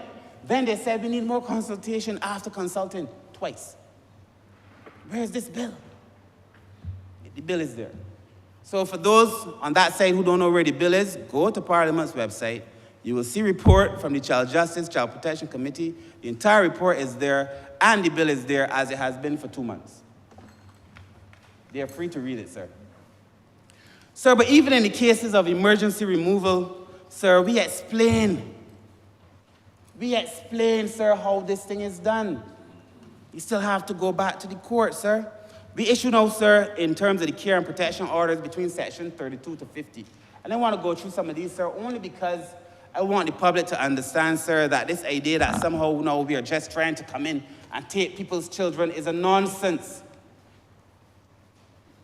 Between section 32 to 50, sir, we established a plethora of orders, a whole range that the court can now use to determine how they're going to intervene, sir. In section 33, sir, we discussed that relationship with the Child Justice Bill. As I said before, I'll let the Honourable Member for Christchurch East go through that, sir, but that's a major improvement, sir. A major improvement than sending children to the government industrial schools. Sir, at section 36, sir, it dictates that before any court order can be made by the Child Protection Authority, the authority must prepare a written social inquiry report, which must be submitted to the court. You have to prepare a written report and submit it to the court. You just can't get up and go and do your thing. So this idea that the Child Care Board, now the Child Protection Authority, can just come and do as they like, sir. It says very clearly that they have to prepare a report, sir. And then, more importantly, and this is a major improvement, the legislation has specifically curtailed the extent of the treatment period at 3 years when you're in a residential treatment facility, a far cry from what currently exists. Because now it begins at 3 years. The longest time you can be there now is 3 years. Even, sir, in the Child Care Board facilities now, the Child Protection facility now, they have to, sir, to be reporting anything every 90 days. So you just can't come and lost away a child in care. You have to be reporting, I think it says every 90 days, sir, between section 37 to 39, the care order, care plan, and care responsibility, sir. Let the public read it for themselves, sir. Let the public be the judge in this matter. The very application for the order must include a care plan, which outlines the crucial details such as the proposed residential arrangements, the contact arrangements between the child and their family. The contact arrangements between the child and their family. This doesn't exist now. And the services that need to be provided to the child. And that order cannot exceed 3 years, preventing the possibility of a child languishing in the system, or as we say again, lost way in the system, sir. Tell me where this bill, sir, harms children, or where this bill is more injurious to children than that which the current order allows. And if I go through all of them, sir, you will see time after time after time, sir, a number of interventions made, sir, to involve the family and involve the parents, sir, in this work, sir. Section 39 especially reflects the ethos of the convention, sir, and the Barbadian reality, where the best interests of the child can be served by family reunification. Family reunification. Family reunification. All throughout this bill, sir. At every step along the way, sir, things that are in this bill, sir, are not in the current legislation. The architecture now, sir, is a family-oriented legislation. The supervision order, sir, that we are talking about, sir, allows continued child protection, sir, by the authority to allow them to supervise the child while the child is at home. Sir, it is a progressive approach, and again, it fosters what? Family reunification. The whole bill is built around family reunification, with the principle that the family is the primary caregiver for any person, sir. I said so in relation to persons with disabilities. I said so in relation to the elderly. The family.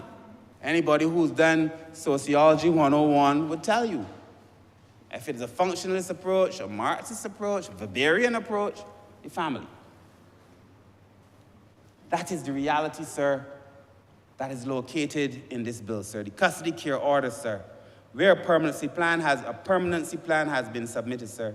The plan must include why this action is the best interest of the child. You just can't come and say what you want.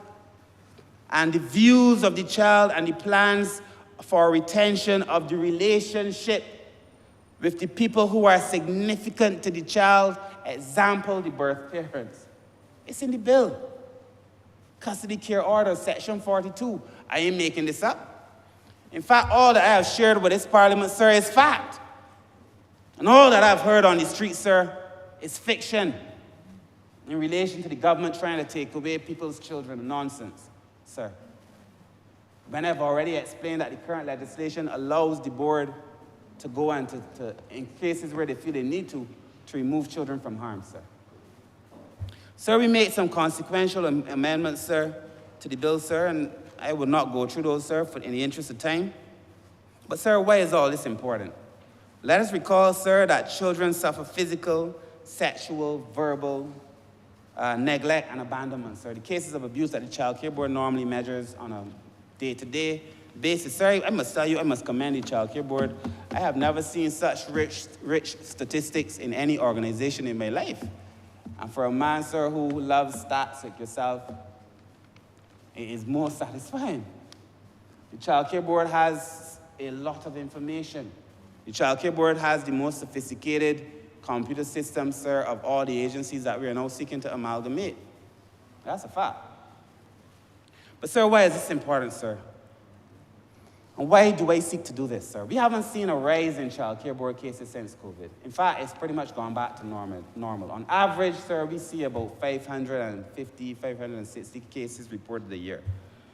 Between April 2023 to March 2024, sir, there were 27 reported cases of physical abuse, 27 reported cases of sexual abuse, 71 cases of neglect.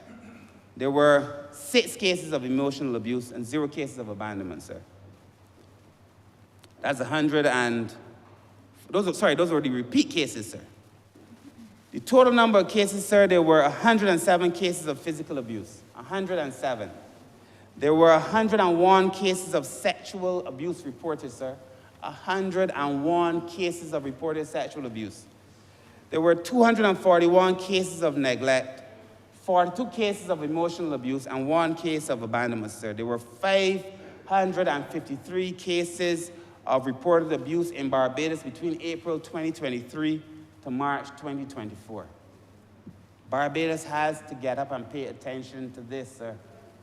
Of those 553 cases, there were 657 children affected, sir.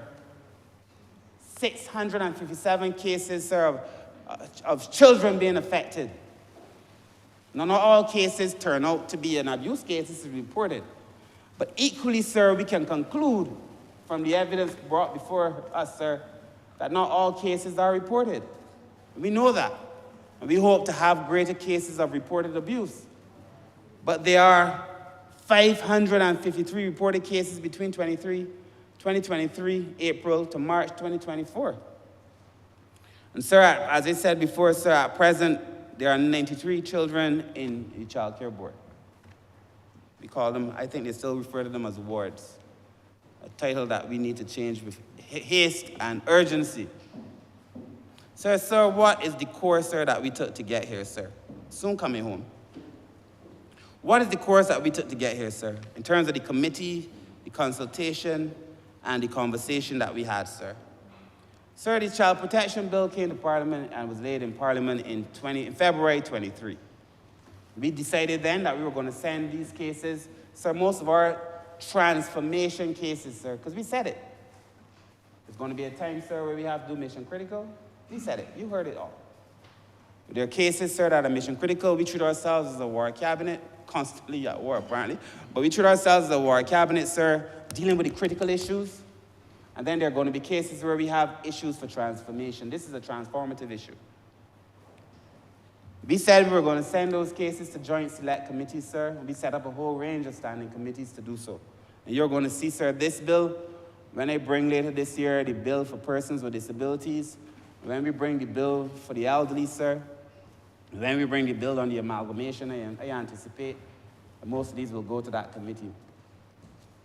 So that, again, sir, this is not us going to committee because somebody has cried out. I heard somebody on the call-in program, and thankfully the moderator was fair. The person called in, sir, and said the minister sent it only after the criticism, and the person said no. I recall that when the minister brought the bill, he said from the beginning that this bill will go to select committee, sir, because it is our standard. and it deepens the democracy, sir. Sir, so the bill went to the Joint Select Committee, sir, was constituted, sir, on May 2nd and May 7th, between myself and the Bill for Child Justice, 2023, sir, with clear terms of reference associated around the purpose of the bill. I'm not going to go through them. But the terms of reference, sir, are listed very clearly, sir, in the bill. In the report that is before the House, I apologize. Sir, permit me to call the members of the Joint Select Committee, sir. As stated in the report, so the Joint Select Committee comprised the following persons. It was chaired by Ms. Toni Moore, JP MP. Senator John King was the deputy chair. Ms. Cynthia Ford, JP MP, was on the committee. Mr. Trevor Prescott, JP MP. The Honourable Corey Lane, JP MP. Senator Reverend Canon Dr. John Rogers, and Senator Dr. the Honourable Charleston Brathwaite, sir, were on the committee, sir. It's not a committee of the Barbados Labour Party government. And I think, sir, anybody looking at this committee, sir, would see it is a fair committee. And even those members who are members of the Barbados Labour Party, sir, if you look at these members, sir, Toni Moore, John King, Cynthia Ford, Trevor Prescott, and Corey Lane are known for speaking their mind. They speak truth to power. Every time. So, sir, this committee, sir, met, sir, and discussed, sir, a number of these things. They held 7 meetings between July 27th and October 6th, with an additional 2 meetings in February the 16th and the 20th. We invited a number of persons, sir, to participate in the conversation, sir. We'll not go through all, but including the Anglican Diocese of Barbados, BAMP, the Barbados Association of Medical Practitioners, the Barbados Association of Professional Social Workers. Sir, it is in the bill, and if anybody, the report, and if anybody wants to see it, they're free to see it. But it was 27 persons to whom invitations were sent.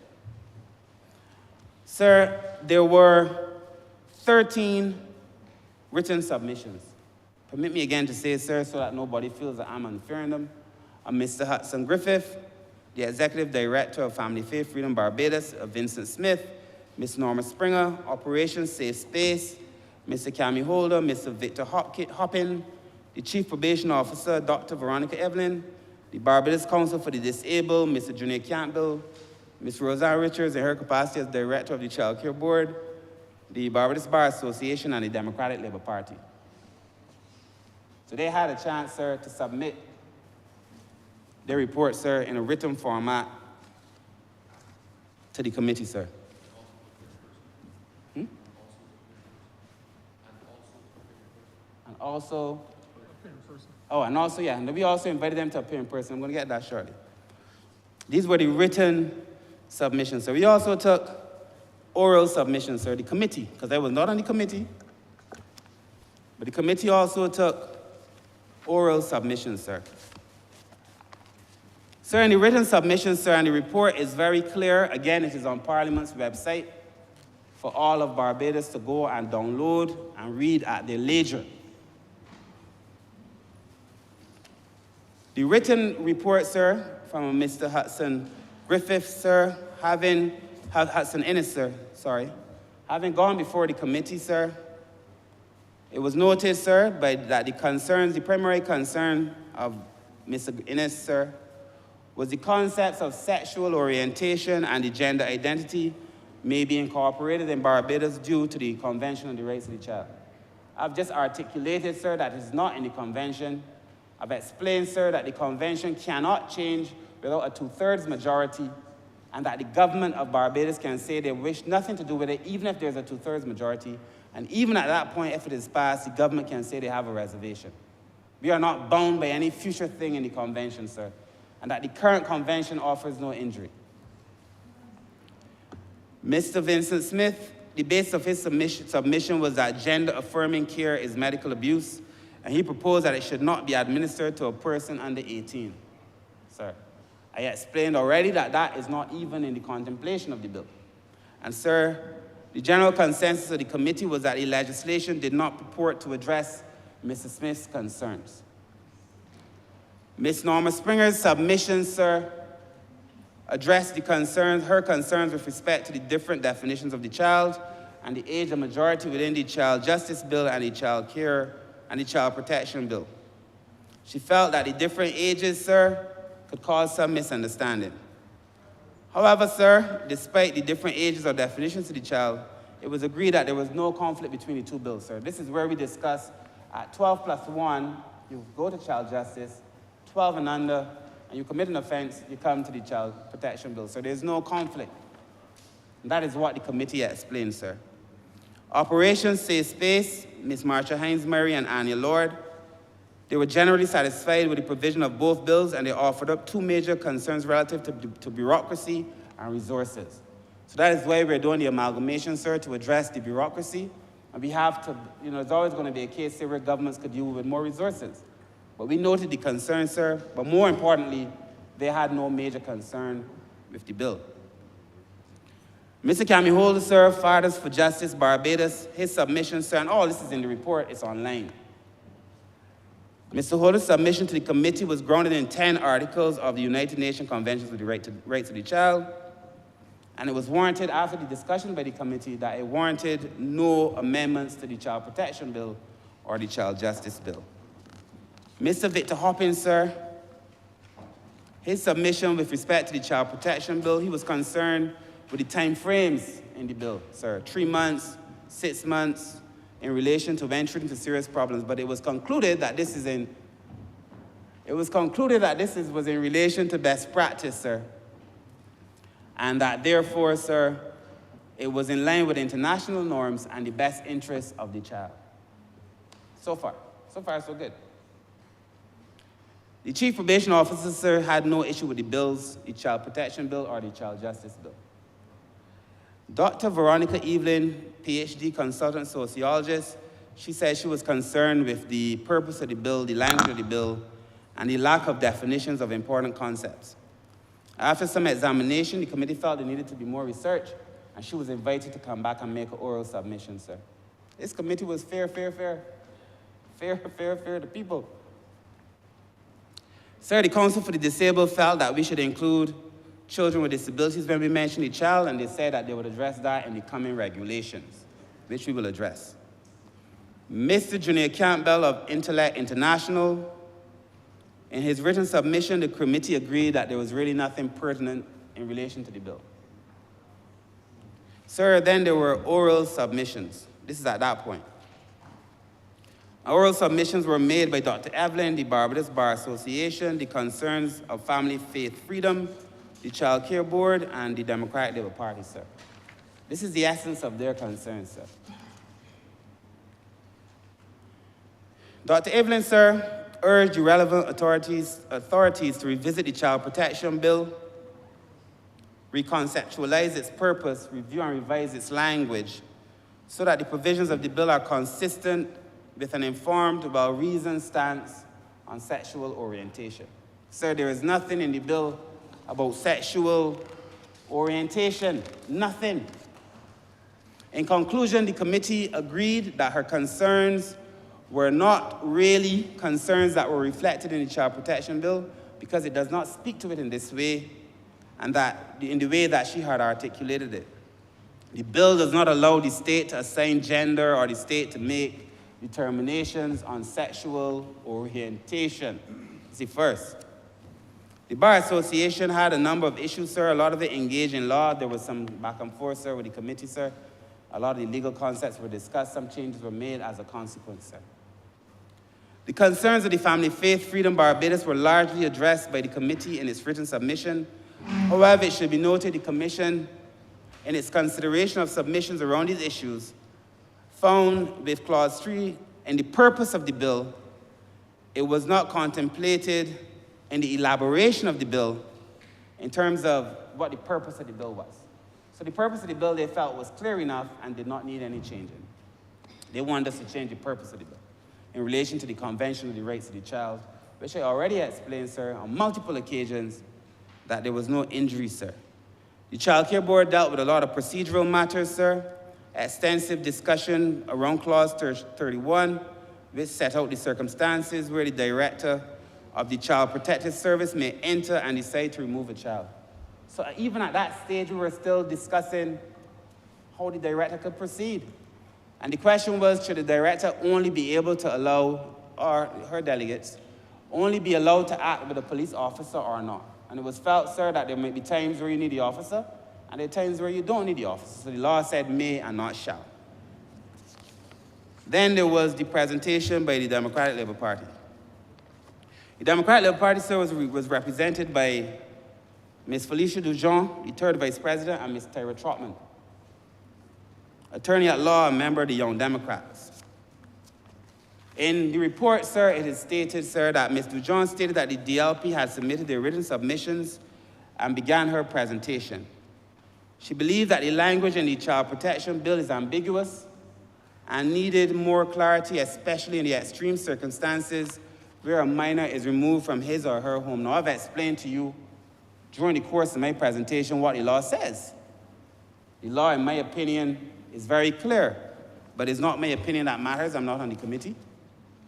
Ms. Sean Bell, the CPC, indicated that Clause 4.1 makes provision that where a child is removed from the home of his parents under this act, whether temporarily or permanently, and she goes through what it says.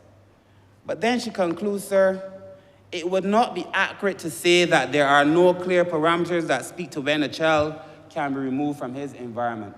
This is CPC, not me.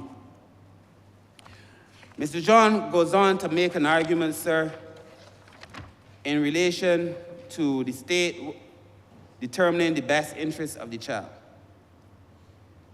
Ms. Bell reiterated, sir, the CPC, that the best interest of the child is also defined, but this bill is a bill meant to attend to children in need of care and protection. This is not me.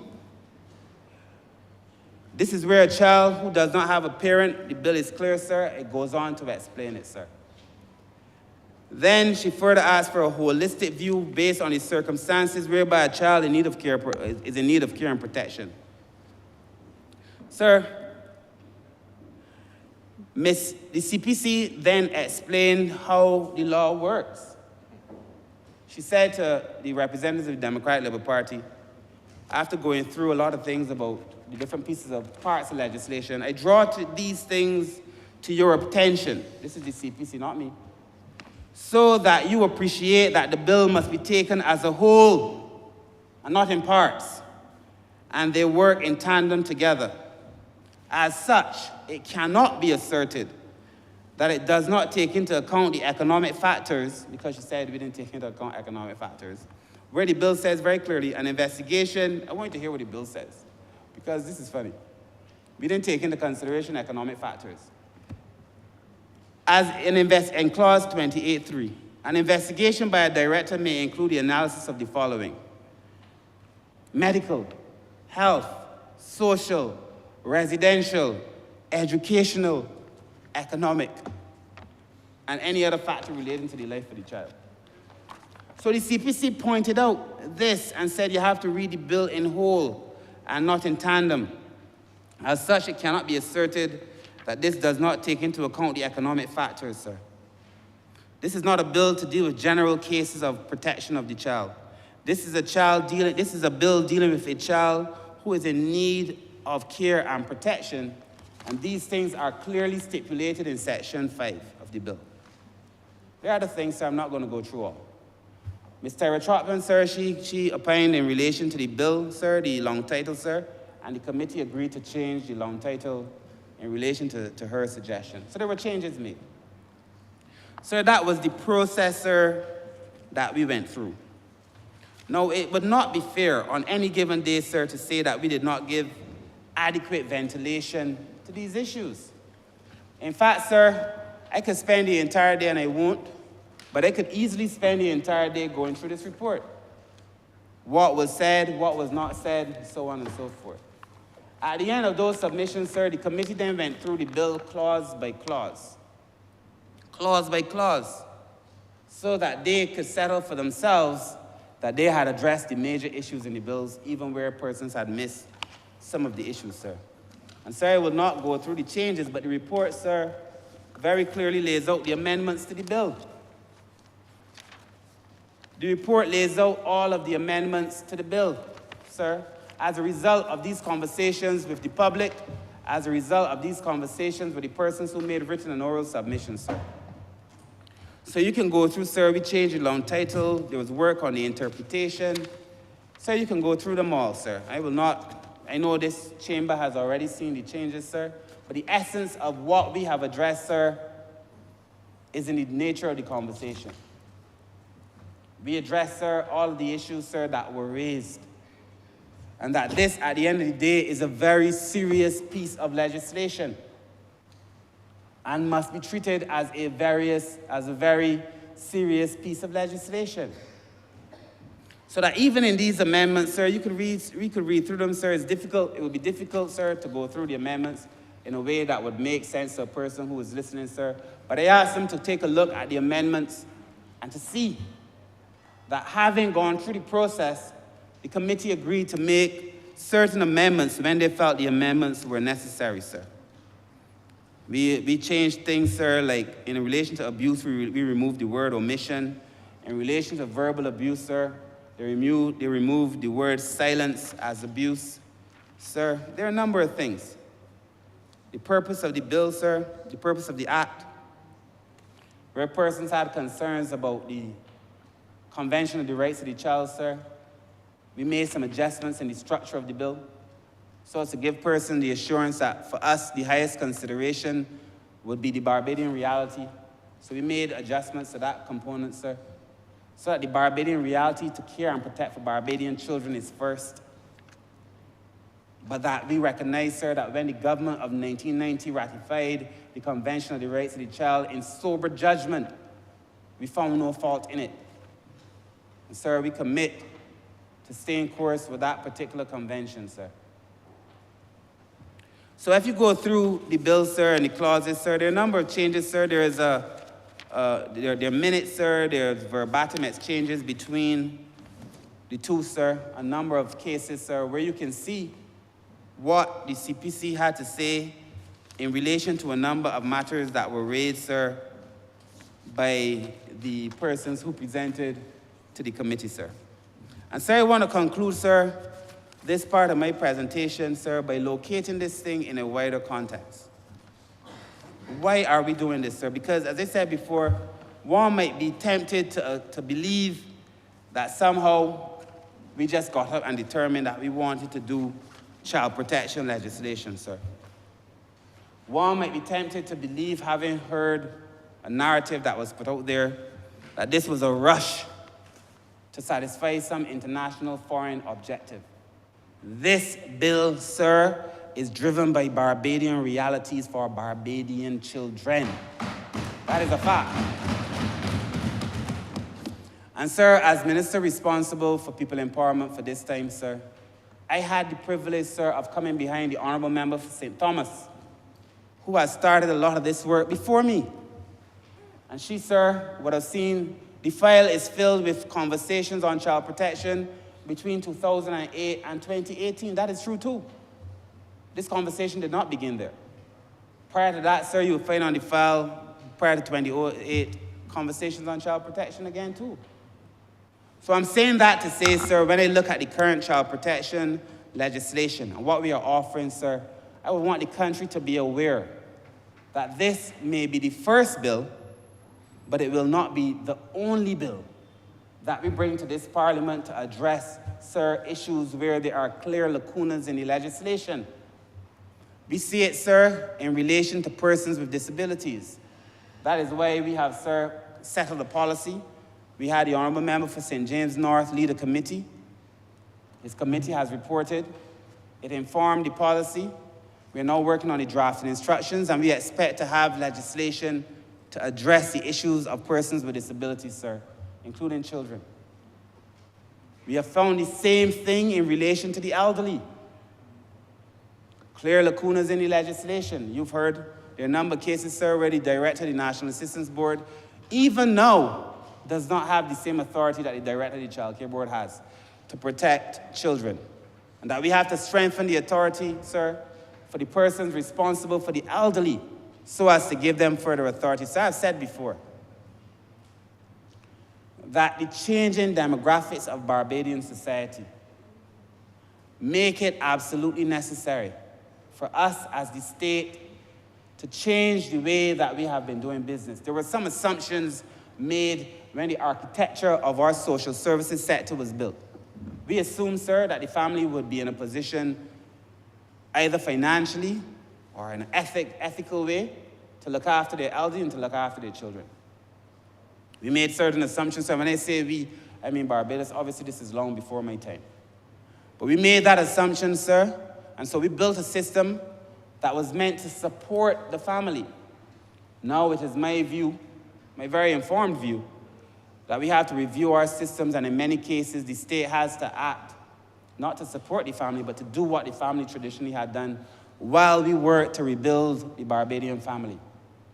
A paper that we wrote years ago, sir, myself, sir, and permit me to say the Honourable, not the Honourable, current Director of the Child Care Board, Ms. Roseanne Richards, Mr. Lee Rose, and another young lady, sir, in relation to social capital. And can the government build social capital? I was concerned, this was 2007. Can the state build social capital? In other words, sir, can the state become that agency, that entity that is building the kind of capital that would allow the family to continue to function, sir? What should be the new role of the state? And we discussed it in that paper, sir. What will be the new role of the state? And a lot of the things that you're saying me discussing here now are written in that paper. The state must step aside. We must strengthen the NGOs. We must strengthen the CSOs, allow them to do some of this work. That is our view. And then lastly, sir, we discussed that in this current iteration of the government, we must amalgamate the social services sector. And we must do so to be able to offer a total family intervention. A total family intervention. So that instead of you going to a house and dealing with children only, or you go into a house and dealing with the elderly only, you go to the house and you deal with the entire family, sir. It is part of our thinking. So, sir, there is nothing in this bill, sir. This is no rush to judgment. There's no pressure on any government to satisfy any international obligations. This thing was done since, this bill was ratified since 1990. That is now what, 34 years ago? 34 years ago. There certainly is no rush, sir. We are not committing ourselves to any future action. I have outlined very clearly for you, sir, what is in the bill, what is the context, what is our thinking, what is our vision as we try to build out, sir. I anticipate that some of the provisions here that strengthen the state must be put in place for the elderly. You will see the state having to have powers to protect the elderly. When something happens to an old person, the first thing you hear is, where is the NAB? What is the government doing? The government is duty-bound to respond, sir. So, sir, as I close, I really want to thank those who worked on this bill, sir, from the beginning. I want to thank, sir, the staff of the Child Care Board again. I feel the need to thank the entire staff and the management, the board. I want to thank the staff in the ministry. I have to thank the CPC's office, obviously, because the CPC did a lot of work to get us here, no doubt. I want to thank the CPC's office for the work that was done. Sir, we had some consultants in, permit me to say, Jacqueline Seeley-Burke, Faith Marshall Harris, who was outstanding in her support for this bill, sir. And Faith, I watched Faith subject herself to public ridicule, sir, in a bill, sir, that she was working on before this government. I came and found Faith Marshall Harris working on the bill. I want to thank Sophia Moore, a young lawyer, sir, who was also working on the bill. And any other person, sir, who worked on the bill. I want to thank UNICEF, Ms. Heather Stewart in particular, who gave us some guidance and gave us some support. I anticipate that in the next few months, sir, this bill comes in to existence by proclamation, so just to settle that, sir, we will come back. But so that the public will know when exactly we are bringing this bill into existence. But I want to thank all of those persons, sir, many of whom were laboring in this vineyard long before me. This is not a work for the Barbados Labour Party. This is a work on behalf of children. done by people who have at their core and in their hearts desire a simple wish to see children's lives made better in Barbados, sir. We have chosen at this time to correct a wrong where legislation is 120 years old, where the current legislation does not allow the proper kind of intervention, where the officers need certainty in the administering of their duties, sir. That is what we have chosen to do, sir. I again close by asking all Barbadians to take a look at the bill. Go online, read the report. And I convey my deepest and most honest hope, sir, and sentiment that having done so, Barbadians will feel, as I feel, that the Child Protection Bill that is before this House will serve only to protect and to empower the children of Barbados, sir. And with those few words, sir, I want to commend this resolution and this report to this honorable chamber. I thank you, sir.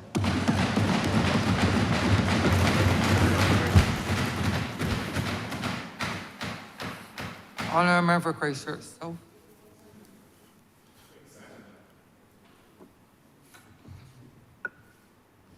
Member for Christchurch South. Thank you, Mr. Speaker, and good morning. Good afternoon. Welcome back.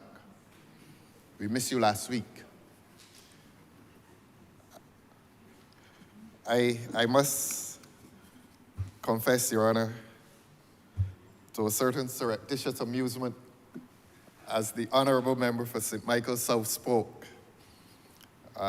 He spoke as if he was pleading the case of an innocent man. And innocent men do have a different way of pleading their cases.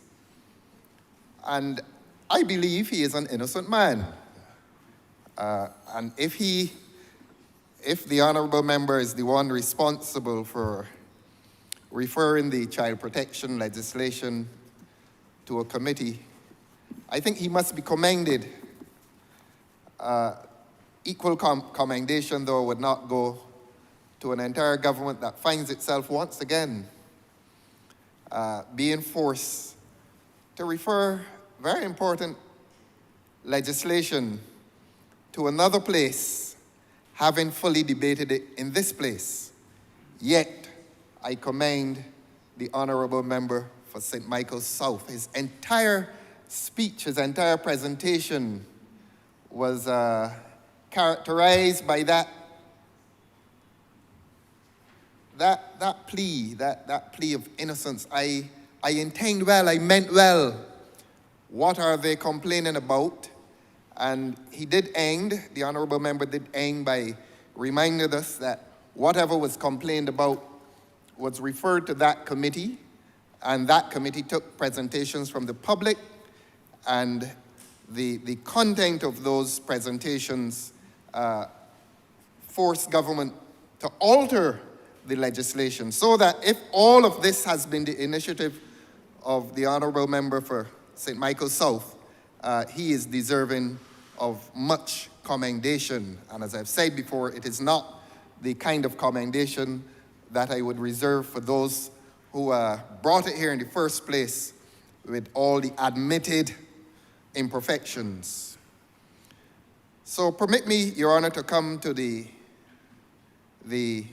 legislation itself and to do what the member for St. Michael's South would want us to do, he being a social scientist of some merit. He would want us to look at the place of the child in society. And when one examines the place of the child in society, the word that comes to us immediately is the word vulnerable. We know that children present as being mentally, physically, and emotionally weaker